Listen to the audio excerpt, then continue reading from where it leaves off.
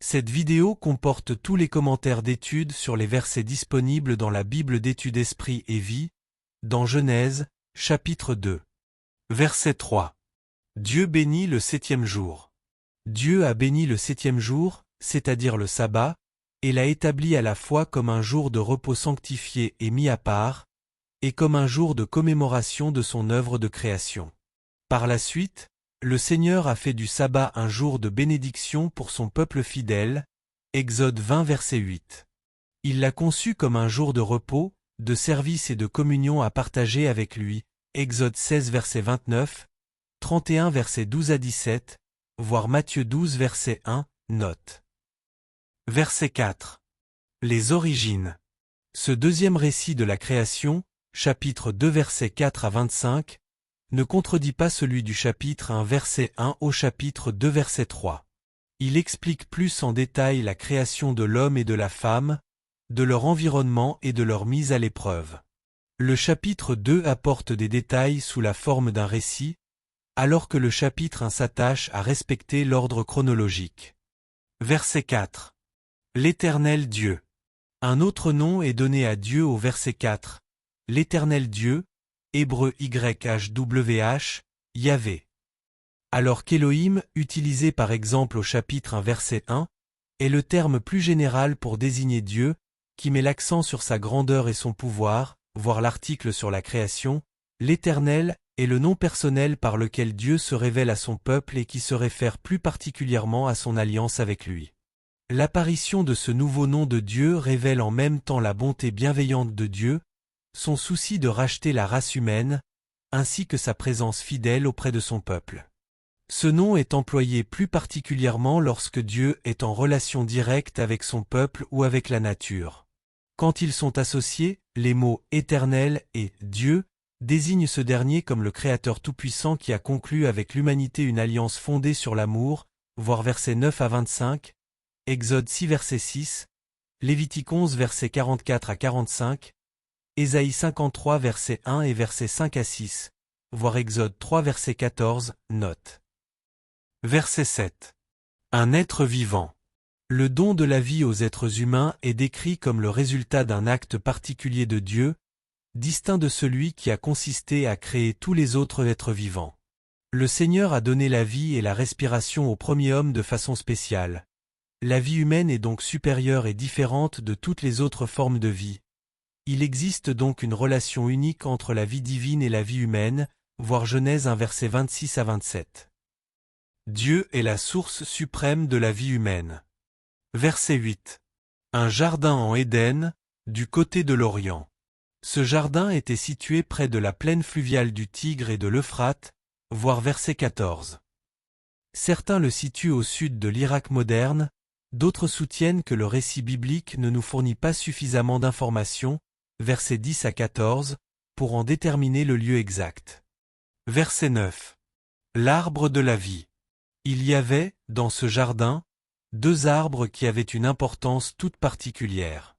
Premièrement, l'objectif de « l'arbre de la vie » était probablement de rendre la mort physique impossible. Il est associé à la vie éternelle au chapitre 3 verset 22, voir Apocalypse 2 verset 7. Le peuple de Dieu aura accès à l'arbre de la vie qui se trouve dans les nouveaux cieux et la nouvelle terre, Apocalypse 2 verset 7, 22 verset 2. Deuxièmement, l'arbre de la connaissance du bien et du mal avait pour but de mettre à l'épreuve la foi d'Adam et son obéissance à Dieu et à sa parole, voir verset 16, note. Dieu a créé les humains comme des êtres moraux, capables de choisir librement d'aimer leur Créateur et de lui obéir, ou de lui désobéir et de se rebeller contre sa volonté. Verset 15. Le plaça dans le jardin d'Éden. À cette époque, Adam, le premier homme, était saint, sans péché et en parfaite communion avec Dieu. Il était l'apogée de la création de Dieu qui, sous sa direction, lui avait donné la responsabilité de travailler et de prendre soin du reste de la création. Cette relation harmonieuse entre Dieu et la race humaine a été brisée lorsqu'Adam et Ève ont désobéi, chapitre 3 verset 6 et versets 14 à 19. Verset 16. L'Éternel Dieu donna cet ordre à l'homme.